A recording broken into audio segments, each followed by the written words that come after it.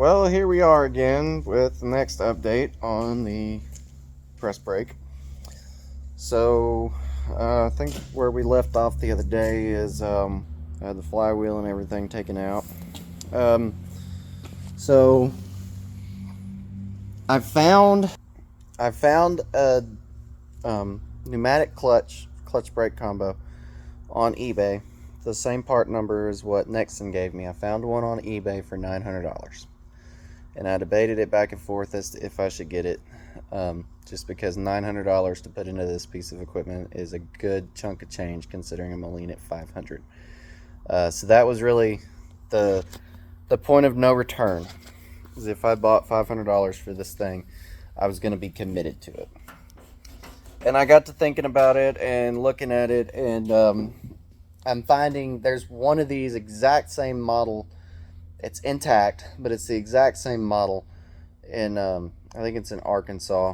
It's in Arkansas or Missouri, and they have it listed for $13,500. The exact same model, Dryson Crump 335.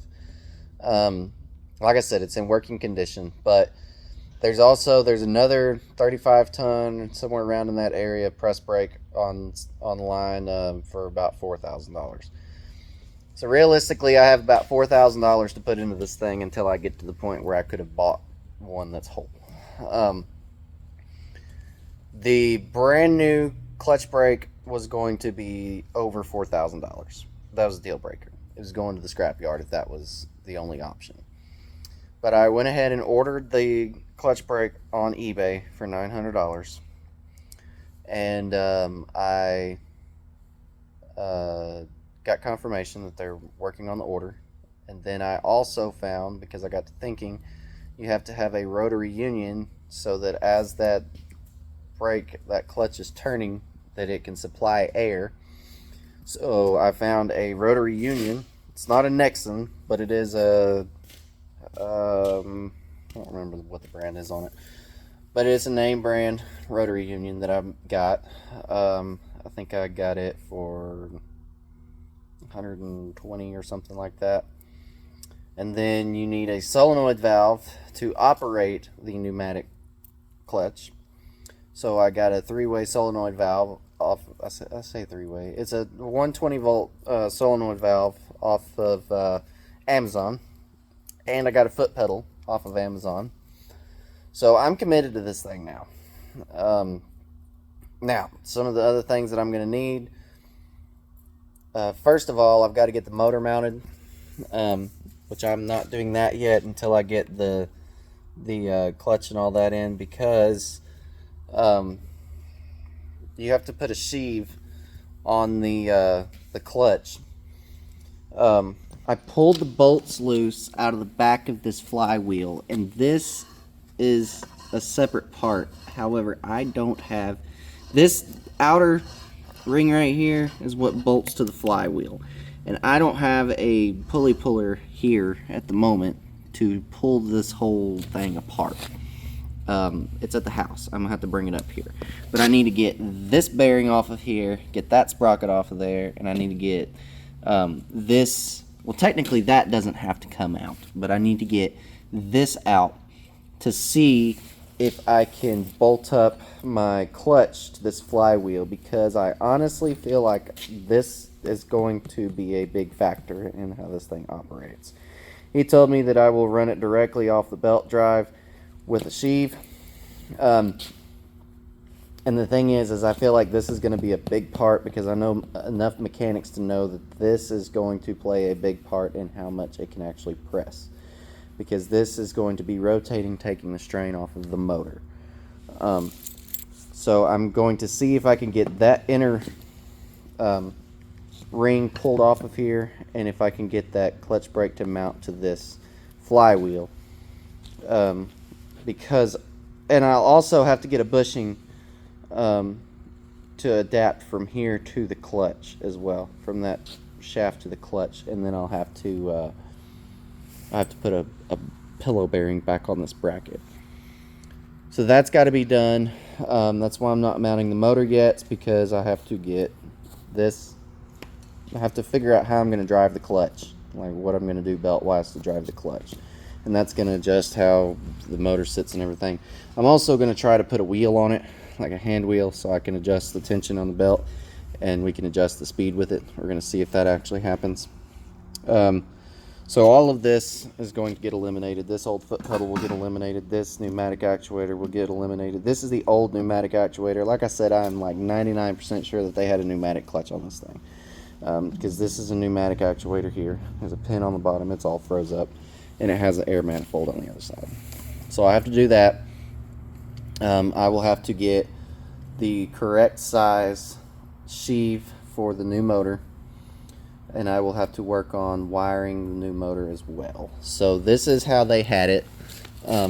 This was the power coming from the box on the wall that he cut loose. It went into this forward reverse switch, which it got crushed when we loaded it, but I'm pretty sure it's fine. I need to put that insulation back on there really good, but I'm pretty sure that this will be fine again. And will be operational, and that will save me from having to buy a forward reverse switch, because it's hard to find those things. But it's still, I mean, it makes good contact here, and it's literally a forward reverse switch. It's already there, so I'll have to double check and make sure that all that's good. But I'm pretty sure it dented the housing, which I've beat it back out now, so it's back where it should be. Probably put some glue or something on here to keep this insulation there. So it wires into the switch first, and then it comes back. And this is what was connected to the motor right here. These three leads were going to the motor. And they tied in right here. So it was kind of wired janky. I don't really like having those exposed wires like that. We're probably going to do, like, there's probably honestly enough conduit on here to reach to the forward reverse switch as it is. Granted, that was a 1 horsepower motor. This is a 10 horsepower motor, so I'm not sure if I'm going to need starters or not. We're going to have to find that out. Which, if we do, I have the old starters off of when it was on a compressor. I have the old starters from that, but I don't know if they're good. And I need to get this sheave off of here, which I'll have to have my pulley puller for that. But other than that, everything turns free. It doesn't feel like there's a lot of slack in it. You can see it just, everything's free. It's not froze up. Like I said, it doesn't feel like there's a extraordinary amount of slack in it. One of the things that guys were talking about was all the bushings and things in these dogs and stuff up here. Doesn't feel like there's any slack. It was very well lubricated, as you can tell, very well lubricated. But if I'm going to get this thing up and running, I'm going to take it out. We're going to pressure wash it and probably throw a coat of primer on it and make it look better, because this is going to be kind of a showpiece that I have. I'll probably cut out my mounting plate and anything like that I need on the table, but currently the table is down because it needs a air solenoid valve for the plasma cutter. So if it's not one thing, it's another, you know. But this will come off. The clutch, the new clutch is a clutch brake combo, so we won't need a brake on it. So that flywheel right there, flywheel brake won't go back on it. I'm throwing stuff all around right now. So this bracket can come off. This foot pedal can come off, which is good because I don't need it. I'm going to take that foot pedal. It's going to be similar to the ones that are on these threading machines. Oh, I think I have one over here on this groover I can show you. Somewhere, yeah, right here. It'll be just a foot pedal like this, which this one has a rat nest in it. That's, nope, never mind, that's a bird nest. It'll be similar to that. Man, I wish this machine was running. That'd be great. It'll be similar to that because my thought is that I can just bring it down here, and if you're bending something in the middle, you can just slide it over here where you need it and put your foot in it. or if you're on the side, you slide it over here and you can do that. I'm also, since this is the part that I'm making, or that I'm planning on making the most of, instead of doing this angle iron frame, we'll break the sides over and do it that way. I'm also gonna make maybe a rolling cart or something with rollers on it that I can slide my piece up on here, hit the pedal, break it, spin it, get it where it goes, hit the pedal, break it, spin it, and do all 4 sides like that. I've got some tabletop rollers that I can put on there, and that way we can slide a piece of plate up there. They're not heavy enough that you can't carry them by hand. Yeah, that's where we're at so far. Waiting on my parts to come in. A lot of them said that they would be here between Wednesday and Saturday. So we're going to see what happens. This is Monday. I'll have to make a handle for my bed adjustment here too, since it didn't have a handle on there, but I can show you that. So this bed moves as well, which is a plus.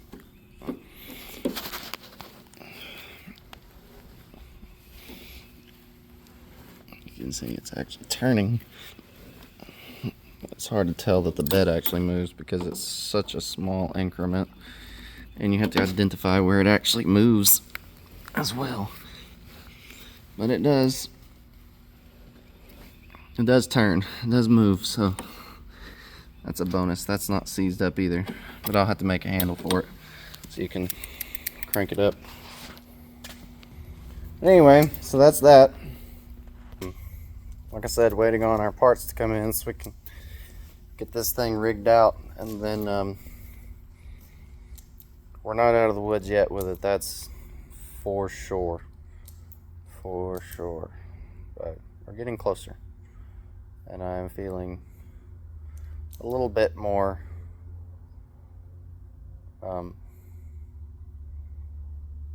nervous about getting it going, but also a little bit more confident in it, knowing what I know about how much they cost in other places.